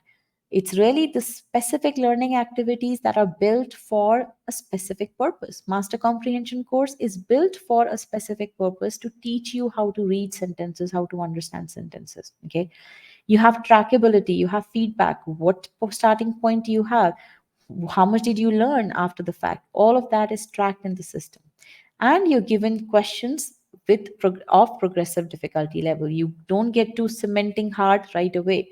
You first do medium cementing and only then you get to hard cementing. Okay, so again, for those of you who are interested, this is the article which is there as part of your free trial, so definitely go through this. You will learn a lot from it. Okay. All right. So again, we are now going on to our next question. Now, this is the last question here. Now, for this question, this is one of the most difficult questions, okay, that exists. I don't care whether you answer this question correctly or not. For me, success from this session is if you are able to understand the meaning of this sentence. That's it. That's all I care about. I don't care if you answer it correctly or not. And I'll know whether you understood the meaning or not once I start asking you probe questions. Okay. So you guys are ready? Yes, or are you guys tired? How is the session going? Some reality checks happening?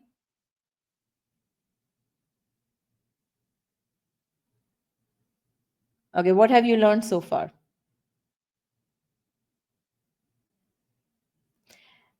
Yeah, we all need motivation. Absolutely. We all need motivation. Meaning is paramount, visualization. But what does that mean for you? Each one of you needs to leave this session with a specific thing that you're going to do. Meaning is important. What are you going to do to understand the meaning? What is that one thing you're going to do? Just tell me that. Okay, think about it. Okay, I'm not going to waste time right now. Okay, I want each one of you, before you leave the session, tell me how will you visualize. Ankur, just saying visualization is not enough. That means I want you to tell me how you're going to do that. Okay, think about it. I'm going to ask that later on. Okay, because then what we can do is compile learnings of this group, and then learn from one another. But right now, let's come to this question. Even though you see the choices, okay, I want you to focus more on the sentence. Take ample amount of time. I'm not going to, yeah, so I'm going to give you easily 2 minutes. Okay, so go ahead. Make sure that you should be able to read the sentence and explain to me what is going on in the sentence. Okay, think about that. Think about as if you're reading the sentence in New York Times article, and you want to explain to your friend, to your fiance, to your wife, to your husband, whoever, to your child, what is happening in the sentence. Okay, that's the goal that you have. By the way, select the correct answer as a perk, as an added thing. Okay, go ahead.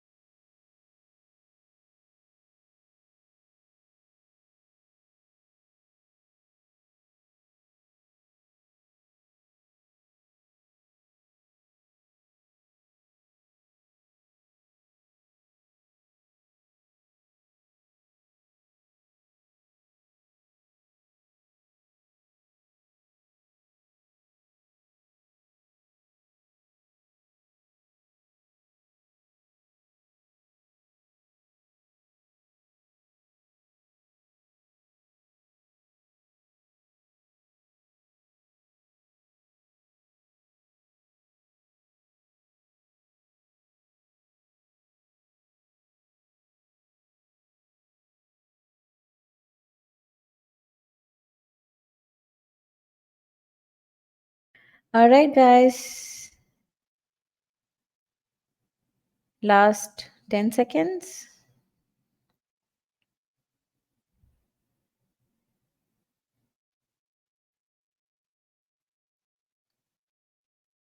Okay, I'm going to end the poll now. Tell me, how was this question?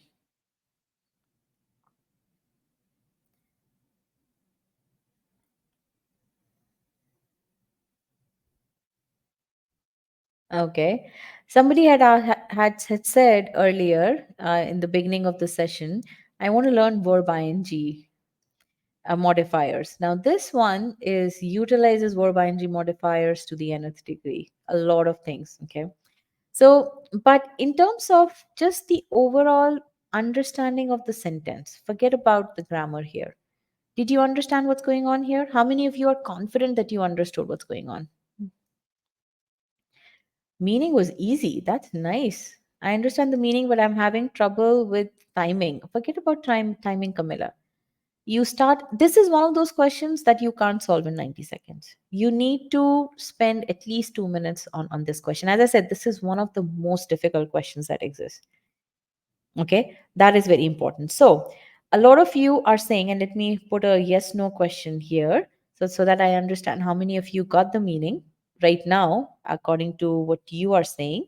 And then once we discuss the meaning, I want you guys to then tell me, did you have the right understanding of the meaning? Choice B is the correct answer. Absolutely. B is correct. So tell me how many of you have feel confident that you've gotten the meaning? Okay, good. Very nice. Now I'll ask the same thing again once we discuss the meaning, okay? About 5 million acres. Now, what helped in you getting the meaning? Tell me that. What helped in getting the meaning? What did you do differently? Rishika, commas would not have helped you to get the meaning. Visualizing the sentence, how? Breaking up, doing pauses. Okay, good. Breaking down the sentence, probing questions. Good, very nice. Okay, so Soho is saying, I'll be truthful. Good. Being truthful is the right thing to do. Absolutely. Knowledge of verb ing modifiers and parallelism, knowing modifiers, establishing cause and effect relationship between phrases. Okay, good. All right, so let's go through this together now. Okay, as I said, my goal is to make sure that you are understanding the meaning. That's what my goal is with this question. Okay, because a lot of technicalities are going on with the answer choices. Okay, choice B is the correct answer choice. I do have the slides that explain why each answer choice is wrong, and I'll share the slide set with you. Okay, but our primary focus over here is how do you get the meaning of this? Okay, good. So you're right, two events in the list that lead to rendering rangelands worthless. Good, very nice. About 5 million acres in the United States have been invaded by leafy spurge. You pause there. What do you visualize? What do you visualize? You visualize huge land, right? Huge land, 5 million acres is a huge space, okay? In the United States, okay, have been invaded by leafy spurge. What's a leafy spurge? It's a plant, right? Yeah, so it's some kind of plant. Leafy spurge, you may not know what spurge is, and that's absolutely fine, right? Invaded, what kind of sense does invaded instill in your mind? Occupied by force, right? Invasion is never pleasant, right? Captured. Yes, absolutely. Think of these synonyms in your head. Think of these kinds of attacked is also fine. Yes, negative connotation. Absolutely, right? So think of this whenever you're reading these parts of sentences, so that you can get away from the vocabulary that the author has used, and you can translate that in your own words. That's very important. That way, you're taking power yourself, right? Okay, a herbaceous plant from Eurasia with milky sap. Now, what's a herbaceous plant? This leafy spurge. This part over here, this blue part is telling you something more about leafy spurge. What is leafy spurge? It's some kind of plant. You don't need to know what herbaceous mean. Some kind of plant from Eurasia, okay, with milky sap. Now, how many of you thought Eurasia with milky sap is with milky sap modifying Eurasia in that way? It's wrong. How many of you went into that thought process when you read this the first time?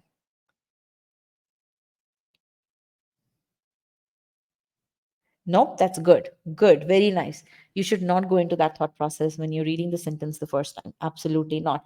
You have to understand the role of each entity. Absolutely focused only on meaning. Thank you so much. Okay, very nice. So, herbaceous plant from Eurasia, from some other place with milky sap. Who will have what will have milky sap? The leafy spurge or this herbaceous plant, right? So, in your head now, leafy spurge has milky sap, right? Okay. Now, milky sap that gives mouth sores to cattle. Now, what gives mouth sores to cattle? What do you think logically will give mouth sores to cattle? The milky sap, yes. Now, can I also say, again, as we are visualizing this, okay, milky sap is in the leafy spurge, right? Milky sap is what gives mouth sores to cattle. Can you say that leafy spurge gives mouth sores to cattle?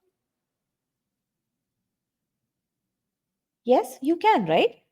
Because milky sap is part of leafy spurge. So if cattle is not specifically eating milky sap. Cattle is eating leafy spurge. Leafy spurge has that milky sap. Milky sap is what gives mouth sores to cattle, which means that leafy spurge gives mouth sores to cattle. Understood? Logical? No grammar, nothing. Purely logical? Okay, now these kind of inferences you need to draw as you are reading the sentence, because if you don't draw those inferences at this stage, you would get confused with the answer choices. That is why you need to spend more than 50% of your time in understanding the original sentence. In fact, choice B would have created that issue in your head. Okay, and we'll look at that. Okay, now let's read further. So far, what do we have till this point, right? And let me highlight that. Till this point, where we are at is there's this huge land space that has been taken over by leafy spurge. This leafy spurge has this milky sap, and this milky sap, or when the cattle eats this leafy spurge, the cattle gets mouth sores. Okay, now when you see mouth sores or when you read mouth sores, does that give a pleasant experience or does that give a painful experience? What does that translate into? Painful experience, right? Absolutely. So it's not something pleasant, right? Okay, now let's read further. Displacing grasses and other cattle food and rendering rangeland worthless. Now, leafy spurge displacing grasses and other cattle food. Now, what has displaced grasses? The leafy spurge has displaced grasses, right? Because that's very clear. Now, rendering rangeland worthless. What action has rendered rangeland worthless? The invasion, yes, absolutely. So, are displacing and rendering at the same level?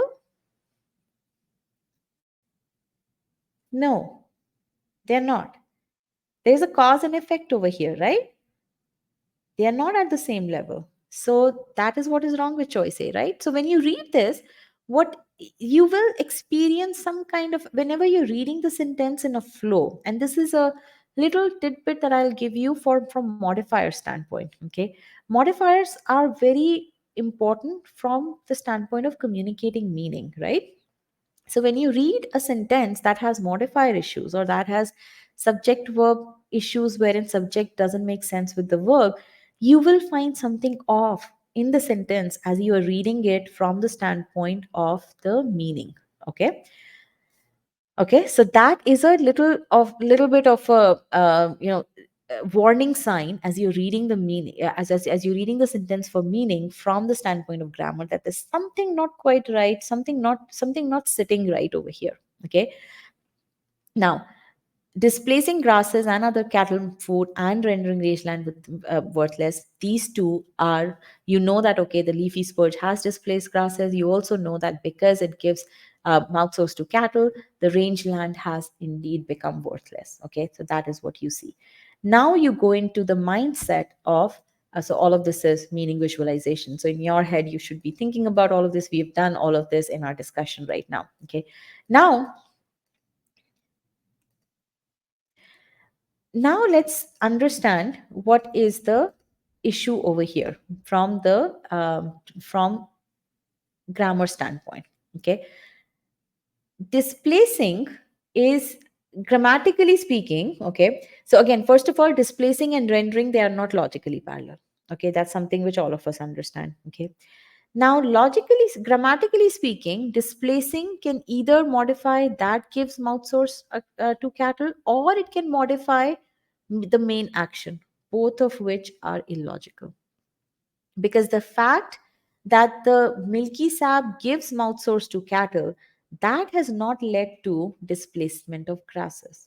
Okay, also 5 million acres have been invaded by leafy spurge, displacing grasses. Five acres have not displaced grasses, right? That is illogical again, which is where in this question the grammatical issues are things for which you need to understand the grammar rules, that your verb ing modifiers need to make sense with the subject of the preceding clause. Okay, so now I'm going into that technicality here.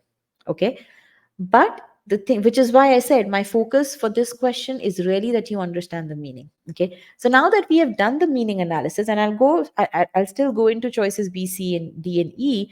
Tell me how many of you still, after the discussion of the meaning, you still got the meaning right? Okay, quite a few of you. Very nice, very nice. So for those of you who didn't get the meaning right, where did you falter? And do you now know how to get it right? Or where you falter, do you know that?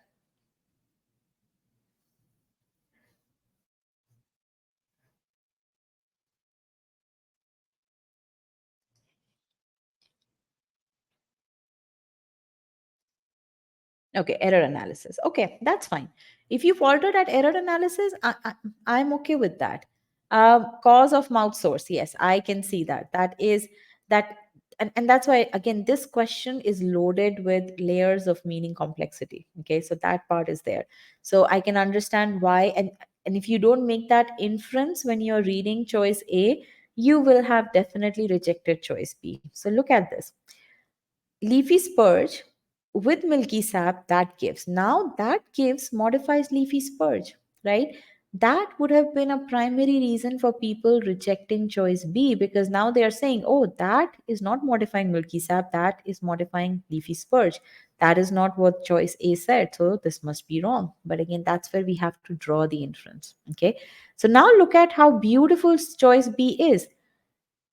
Leafy spurge that gives mouth source, leafy spurge that displaces grasses and other cattle food. So there are two actions, two descriptive parts for leafy spurge. One is that leafy spurge gives mouth source. Second is that leafy spurge displaces grasses and cattle food. These two together render the rangeland worthless. So this choice captures the essence of what the author wanted to communicate. Understood?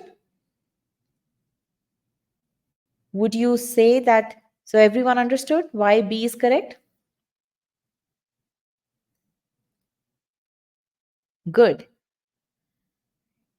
Now observe such a complicated sentence, right? Such a complicated question. Sentence is also complicated. Question is answer choices are also complex. But choice B just jumps out to be the correct answer if you understood the meaning of the sentence. Would you guys agree with that? Right? That's the power of meaning. That you won't even have to worry about the other things which may very well be valid, right? But you don't have to rack, just go in circles. You shouldn't have to. Okay, where's the verb for milky sap? Milky sap, there's no verb here. You don't need verb over here, Nayan. Herbaceous plant from Eurasia with milky sap. Milky sap is simply a descriptor here. Okay, so Ashwin, now you understand, right? That why displacing and rendering cannot be equated. Again, visualize, right? Displacing and rendering is again, there are two things over here which are very important, right? That displacement has happened and that milky sap that gives mouth source to cattle. Both of those together have rendered rangeland worthless. Think about it, which is where visualization is the key here. If the leafy spurge was did not give mouth sores to cattle, then the rangeland would not have been rendered worthless. Then cattle would have happily eaten the leafy spurge, right? If there's no, why does the cattle care if it's one plant versus the other, as long as it's giving it the nutrition that it needs, right? Okay. So in terms of commas over here, again, that is really author specific thing. They may put commas, they may not put. If I were to write this sentence, I would not have put commas between with milky sap, so I wouldn't have put with milky sap within commas. That's just my writing preference style. Okay, so again, different people write differently. As long as they are following the constructs of grammar, that should be fine. Okay. All right, so now I'm going to give this presentation to you, okay, so that you can read through the other answer choice explanations as well. Okay. Meaning analysis solves 85 to 90% of the task. Absolutely, Ishika. Okay. So again, you saw it's all about visualization. As long as you visualize, you will be able to get the meaning right. And again, don't go into lengthy discussions. This question has 6 pages. Okay. Don't go into that. Okay. Um, that is my one other request that I have of you. Okay. So again, what was our objective? Our objective was to help you understand how is it that you can answer questions with high accuracy, okay, and answer questions quickly, okay. You have to do it by building your core skills. There's no shortcut over here, okay. Visualize the meaning, utilize sentence structure, get yourself in the sentence, okay, and then visualize the answer choices also, okay. And the e-GMAT course is there to help you build all of these core skills that are required. When you're going through the course the first time, or when you're going, not the first time, you should be going through the course just once, but when you're going through the course, you will not be able to answer questions in the right speed that you will be able to, that you will get to when you're ready for the exam. So don't have those unreal expectations of yourself.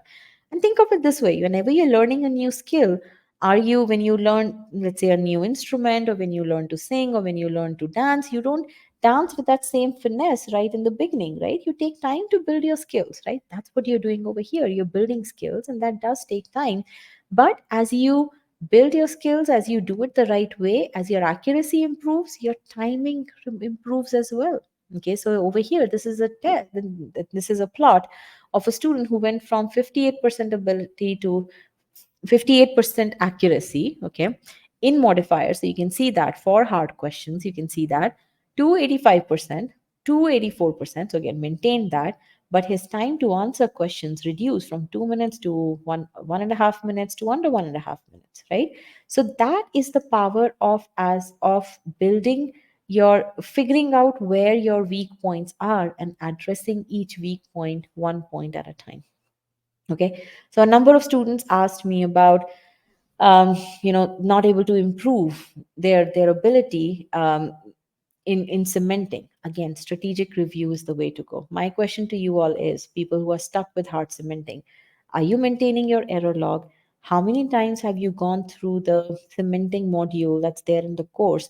Do you understand what does it mean to build your error log? Okay, there are test prep companies that build error log for you. My question to you is, nobody can build error log for you.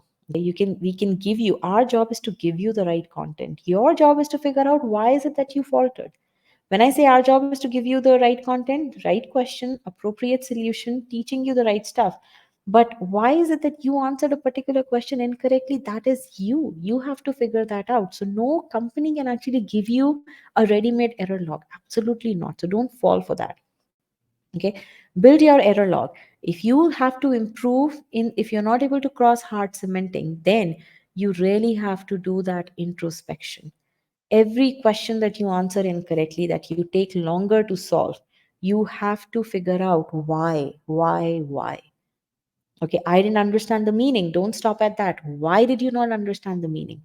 I couldn't create sentence structure. Okay, why could you not create sentence structure? Why could you not create sentence structure for this, but you could create sentence structure for the other 5 questions that you attempted?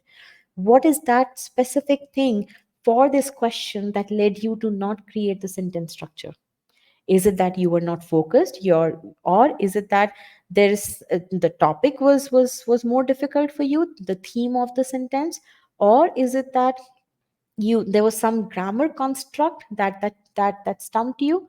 You have to get to the bottom of that on a question level. Only then you will be able to figure out what the root cause is, and only then you'll be able to say, okay, now that I understand that, okay, it's this type of sentence structure that's creating an issue, you will then, work through that. Does that make sense? It's not easy, but it is not difficult either. Given the tools that you have in your e-GMAT platform, it is not difficult. Okay. So I think we are. So we went through the master comprehension, right? So again, winning behaviors.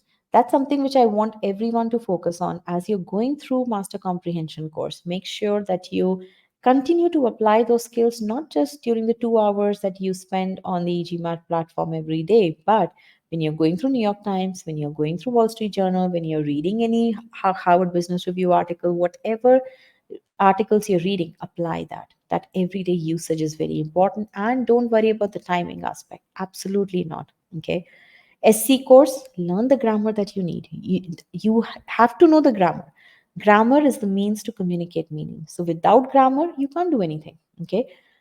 The problem, the reason why I say so much about meaning is because if I start to say you need to know your grammar rules, you'll forget all about the meaning part, because that's the prevailing, what do you say, mantra that exists, right? That you have to learn all these rules. Yes, you do have to learn, but again, not all those rules, not everything. So you, whatever you need to learn is there in the e-GMAT course. Beyond that, don't even worry about it, because after all, think about it logically speaking. Is the is your MBA school looking to enroll grammarians, or is the MBA school looking to enroll logical people? Tell me that. I'm not saying that grammarians can't be logical, but in today's world, are they looking to give admission to grammarians, or are they looking to give admission to people who can draw inferences, who can understand stuff, right? The moment you answer those questions, you'll understand what is it that you have to build yourself towards. Okay. Yeah, these are tools to correct grammar, absolutely. You need to, and again, think of it, why is it that we need to have same, we have to communicate using this language, right? So we need to know what are the right constructs, and that is why you need to know grammar, right? But ultimately, what is it that you're communicating? That's what you have to understand. Okay. Again, you're going to get feedback, a lot of feedback. You have to take that feedback very seriously. If in a particular quiz you score below 80% or below 100%, figure out why, because that is going to have an impact on the subsequent topics that you take. Okay. So you have to do the revision. If you don't do the revision, there's a reason why we have built technology to give you the review time that you are doing, to figure out how much time did you take before you got to the review. Okay. You have to review right after the quiz ended. Okay. When we start to see people doing reviews after 2 days, after 5 days, that's a very big red flag, because now that review has no meaning, because you've lost the momentum. Okay. So it's very important, if there is a feedback point that the platform is giving you, there is a reason why we spend that much effort in building that technology to communicate that to you. Okay. So those are winning behaviors that you need to adopt. Okay. So timing is important. Okay. But at the right point. Okay.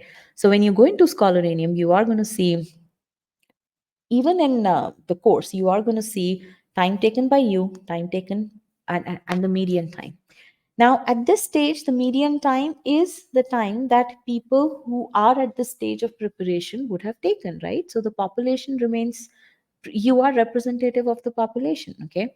Now, if your time is too much, right, which is what you see on the screen, then that means there is something that you're not doing right. Okay. So when you're reviewing the questions, you should not only review the questions that you answered incorrectly, but you should also review the questions for which you took longer or for which you were not confident about, right? So those are your review lists need to be very, very solid. Okay. The more the more critical you are of yourself upfront, the more smooth sailing your experience is going to be downstream. Does that make sense?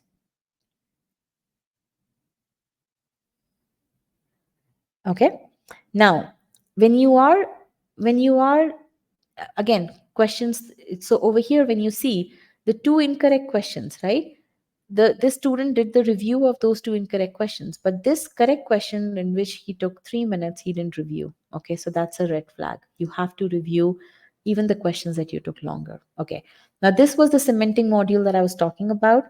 Filling error log. Okay, I want to make sure that you guys go through this cementing module not once, not twice, 3 times. Okay, why? Till the time you are not confident that you know how to fill this error log. This is the key thing. If you're stuck in cementing, this is where you need to make sure that you understand what is it that you need to do in cementing. Okay, because we have heard the students and we have given them all the stuff. Now it's your turn to make sure that you utilize that stuff the right way. All right. So again, what is the thing over here? You build your foundations, you build your grammar knowledge, you continue to hone in your skills, and then you do cementing, and then you do the test readiness. Okay. So those are the key things over here. Okay. So I think you all know about this stuff. I mean, all of this is the stuff in the platform. Again, cementing quizzes. You go through medium cementing, then you do hard cementing. You have relaxed timing, you have standard timing. So again, you progressively go through the entire skill building process. Okay, not cutting any corners at any point in time. The AI that we have built, that detects your good habits, okay, and that also detects luck factor. Were you able to, did you solve this question correctly because you got lucky? Okay, so we detect all of that stuff. We tell you what kind of review you need to do. Is it a took longer review? If it's a took longer review, what is it that you should be looking at? Okay, if it's a strategic review, what is it that you should be looking at? So all of that system is built into your is built into the platform. Okay, it's your job to utilize that system. Okay, how do you isolate your relative weakness? You have to utilize these metrics to make sense, to basically get those actionable list of things for you. Okay, so this is the reason why, it's the methods, it's the feedback that we give you, it's the AI metrics that we give you that is responsible for every 3 out of 5 success stories from e-GMAT students. Okay, so again, you guys have the free trial. Definitely utilize that. I'll be here tomorrow to basically teach you about algebra as well, so I welcome you all for that. In the meanwhile, so let me just give you, we'll be talking about inequalities and absolute values in tomorrow's session. So I would want to hear from you as to how you like the session. What did you like? What did you not like? So, and you can download the SC session PDF over here and connect with me on LinkedIn, with Rajat on LinkedIn. We would love to connect with you. And yeah, if you haven't as yet booked your call, definitely do that. We have strategy experts on standby to help you build your study plan. Again, e-GMAT students, you guys have access to those study plans, so you don't need to book a call here. But yes, for those of you who are stuck in cementing, write to us at support@e-gmat.com so that our strategy experts can help you with that as well. Okay, so we offer a tremendous help over email, so definitely do that. Okay. All right. So I had asked you all earlier, what is one thing that you guys are going to do from this session? So let me just get the poll here in which I want to capture that. Um, yeah. The title says here biggest learning from this webinar, but what I want you guys to tell me is what is the one action that you're going to take that will from this webinar.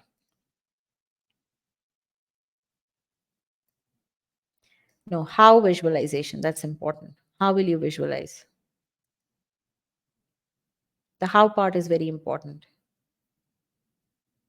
Stick to the meaning and then apply the grammar. Okay, visualize by breaking the sentence. Okay, what else? Focus on meaning how. What are you doing today? What were you doing till now that you're not going to do? Probing questions, good. Ask questions at every pause point, very good. What else?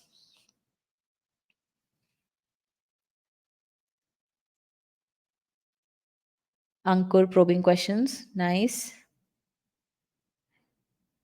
Krunal, visualization how?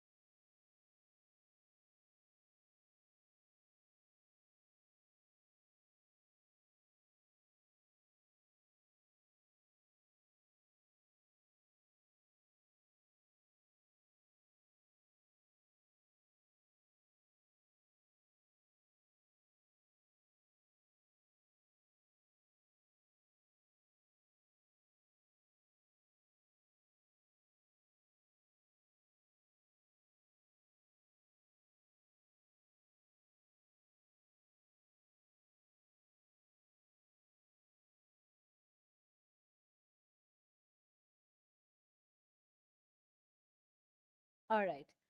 Uh, so for how long have you not been able to hear me? I think my internet got disconnected. So when I connected back, it automatically muted me. Okay, sorry about that, guys. So I hope this session was helpful for all of you, right? So you were a wonderful audience. It was really fun. And I look forward to seeing some of you in my webinar tomorrow on algebra. Okay, and good luck. e-GMAT students, again, write to us at support@e-gmat.com so that we can help you with whatever issues you are having. Okay, and students who are not as yet e-GMAT students, definitely book your study plan call so that we can help you build your study plan, right, for you. So definitely do that. Okay, and yes, again, meaning, visualize, that's the most important thing. Okay, thank you very much.